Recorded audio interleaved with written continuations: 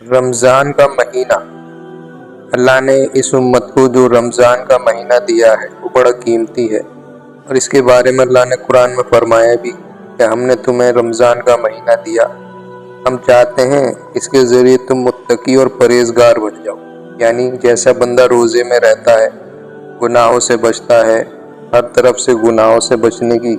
کوشش کرتا ہے، نگاہوں سے، کانوں سے، زبان سے، یعنی جسم کے ہر اعضاء سے، یعنی یہاں تک کہ دل دماغ سے بھی انسان ایسی سوچ نہیں لاتا جس سے کہ اس کو روزے میں کوئی فرق محسوس ہو، تو پوری کوشش کرتا ہے۔ اور اللہ کیا چاہ رہے ہیں؟ یہی چاہتے ہیں ہم تم سے، جیسے تم روزے کی حالت میں ہوتے ہو پوری زندگی تمہاری اسی حال میں گزرے کہ جیسے تم روزے میں سوچتے ہو نا کہ نہیں یار میرا روزہ ٹوٹ جائے گا، روزے میں خرابی آ جائے گی، کسی طرف نگاہ چلی گئی تو روزہ کمزور ہو جائے گا، کسی طرف دماغ لڑا لیا تو روزہ کمزور ہو جائے گا، اسی طرح پورے سال اسی حال میں گزرے۔ اللہ نے جو روزے دیے اس کا مین مقصد یہی ہے کہ تم متقی اور پرہیزگار بن جاؤ۔ جیسے روزے کی حالت میں گناہوں سے بچتے ہو، پورے سال ایسے ہی گناہوں سے بچنے والے بن جاؤ۔ اللہ چاہتے ہیں بندے سے، اس لیے اللہ نے روزے دی، اور اس کے پیچھے جو پوری چیزیں چل رہی ہیں، جو اللہ نے اس کے پیچھے خزانہ چھپایا ہوا ہے جسمانی اور روحانی، یعنی روزے کی حالت میں انسان جب ہوتا ہے تو اس کی جو اندر کی چیزیں ہیں، اب جیسے میدا ہے، لیور ہے، آتے ہیں، عام دنوں میں بندہ کھاتا رہتا ہے، یہ پورے ٹائم ورک کرتی رہتی ہیں، کام کرتی رہتی ہیں، اور روزوں کے مہینے میں فل ریسٹ ملتا ہے ان کو، 12 گھنٹے 14 گھنٹے۔ تو اس سے کیا ہے، جسمانی جو اندرونی بیماریاں ہیں اللہ اس کو ٹھیک کرتا ہے۔ یعنی ایک طرف تو گناہوں سے بچ رہا ہے بندہ، دوسری طرف اس کے جسمانی فائدے ہو رہے ہیں۔ اللہ نے دیکھو کتنی قیمتی چیز دی، بندہ پھر بھی اس کی قدر نہ کرے، اپنی نفسانی خواہشات میں لگا رہے، اللہ کو ناراض کرتا رہے، تو نقصان کس کا ہے؟ خود کا ہے، اللہ کا کوئی نقصان نہیں۔ اللہ نے جو بھی چیزیں انسان کو دی ہیں وہ اس کے فائدے کے لیے دی ہیں۔ بندہ اب اللہ کی مان کے زندگی گزارتا ہے نبی کے طریقے کے ساتھ تو اس کو فائدے ملتے ہیں، اور جو بندہ من چاہی زندگی گزارتا ہے، نہ اللہ کی مانتا نہ نبی کا طریقہ ہوتا، تو اس کے جو نقصانات ہوتے ہیں نا وہ خود جھیلتا ہے، اس میں کسی کا نقصان تھوڑی ہے، خود کا نقصان ہے۔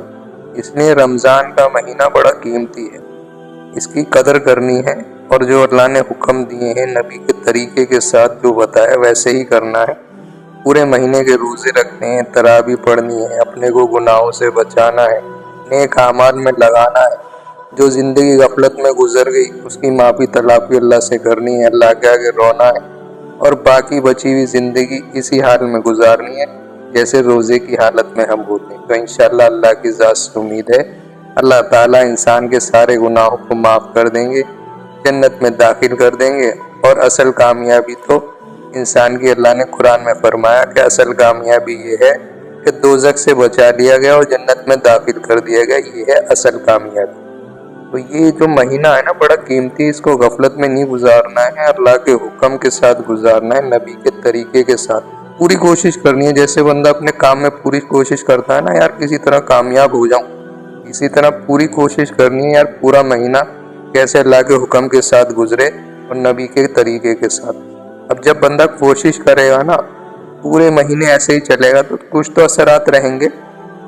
اگر 2-4 مہینے بھی اس اثرات کے ساتھ زندگی گزار لی جیسے روزوں میں ہوتا ہے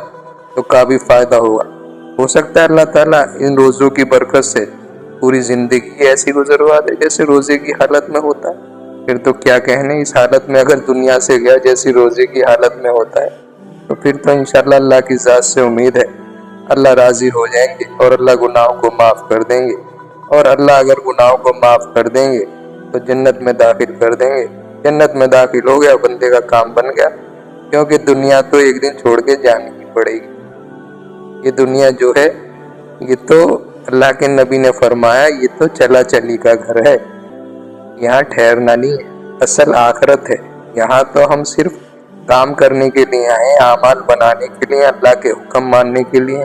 نبی کے طریقے کے ساتھ۔ یہاں ہم اللہ کے غلام ہیں، جیسے ہم روزے میں پوری فرما برداری کرتے ہیں نا اللہ کی، ایسے ہی پورے سال پوری زندگی اللہ کے فرمانی پر، ایسے ہی پورے سال اللہ کے حکم اور نبی کے طریقے کے ساتھ زندگی گزارنی، پوری فرما برداری کرنی ہے اللہ کریں گے انشاءاللہ۔ میں بھی اور آپ بھی اللہ کی پوری فرما برداری کے ساتھ انشاءاللہ اس دنیا سے جائیں گے تو اللہ راضی ہو جائے۔